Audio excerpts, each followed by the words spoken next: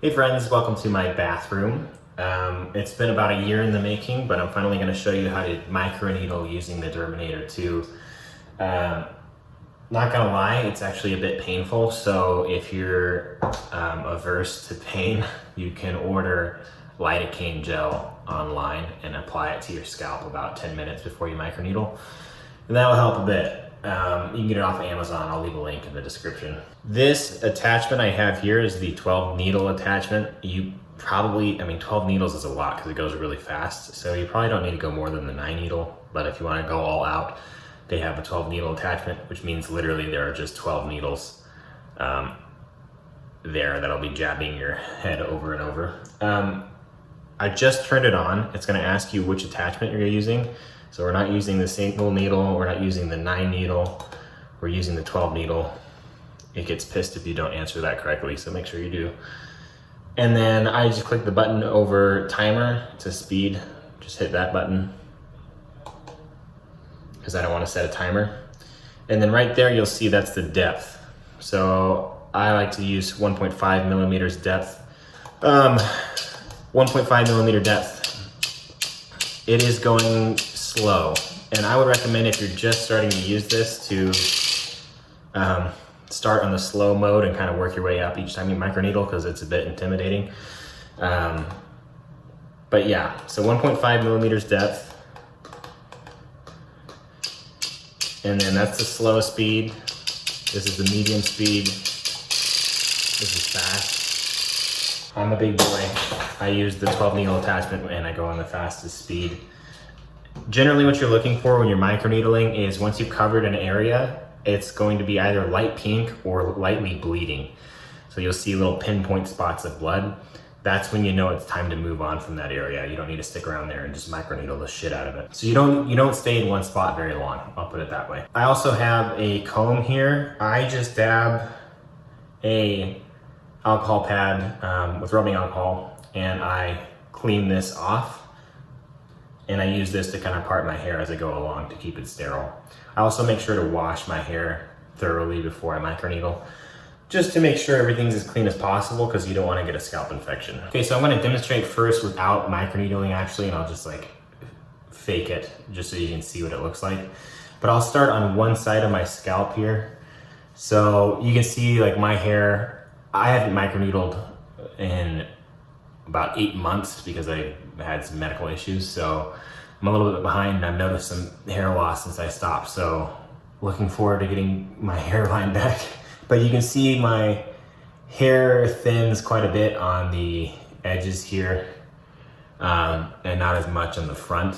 So I usually start right on the edges to just make sure I get that covered nice and good. So I part my hair to the side and then I take this, and once it's going, I just start in slow concentric circles and I just microneedle that whole area right there, that whole basically bald area where I want my hair to be regrowing. Temples are very sensitive. I would go on a lower depth and save that for last. So we'll save the temples for last. So I'll go in concentric circles here. Once I've covered this area nice and good, I just go back in a straight line, concentric circles, but straight line, all the way back to my crown at about that speed. And you want to try to make sure that the surface of this is actually flat on your scalp. Otherwise, some of the needles are going in at a deeper depth than others, and some of the needles might not even be going into your scalp.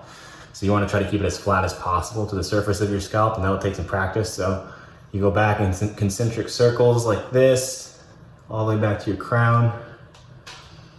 And then I take this and I part my hair over by about like ½ an inch or so, like that.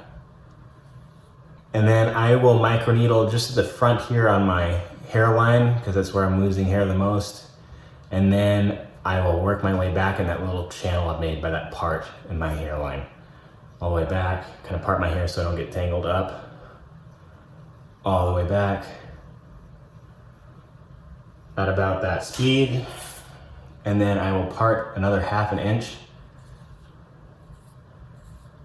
And I'll do the exact same thing.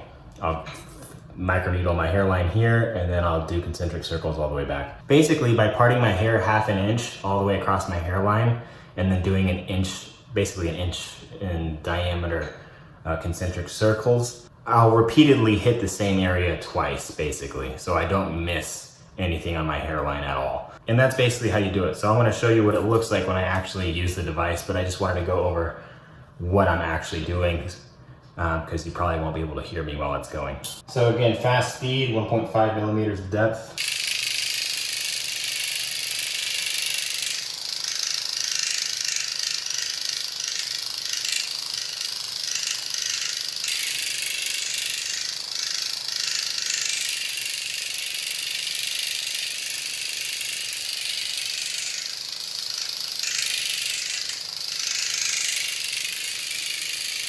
So you can see I have basically blood all over that area. I don't need to hit that anymore. That'll just be overkill. So light pink to bleeding is when you want to stop and move on to the next section. Down the channel here,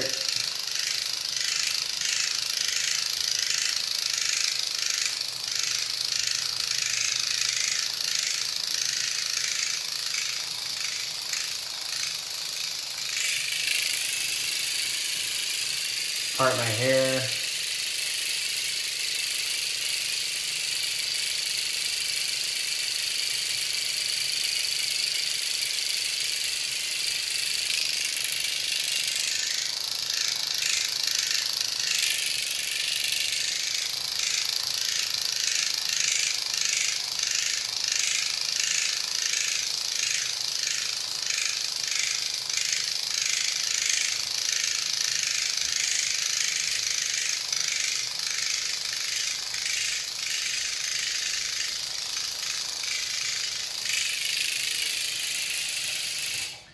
Okay, so you just keep doing that. Part your hair by 1/2 inch, do inch wide concentric circles all the way back to your crown, part your hair again until you get all the way to the other side. If you notice you have some thinning on your temples, I would recommend going to 0.5 or 0.75 millimeters depth. And you can, this is just a slow speed, but you can microneedle using that depth because the temples are very sensitive and you have some vasculature there that I don't think you need to be like poking into. So I don't think you need to go as deep on your temples, in my opinion. And that's basically how you do it. When you're done, you can just rinse out your hair because your scalp's gonna be a little bit bloody. And I wouldn't put any product in it for at least until it stops bleeding. But you don't have to go until it bleeds. If you wanna go at a lighter depth or lower depth and just kind of cover it until it's just light pink or something, that's totally fine. I just like to go a little aggressive with it, so usually my entire scalp is bleeding at least a little bit. Oh, one last tip, I recommend you do this in the morning because if you do it in the evening or even late afternoon, when you go to bed, your head's gonna itch like crazy. It doesn't bother me during the day if I microneedle and just go about my day, my head isn't itching. But if I microneedle at nighttime and I go to bed, it like keeps me up for like hours. So don't make that same mistake I've made and do your microneedling in the morning.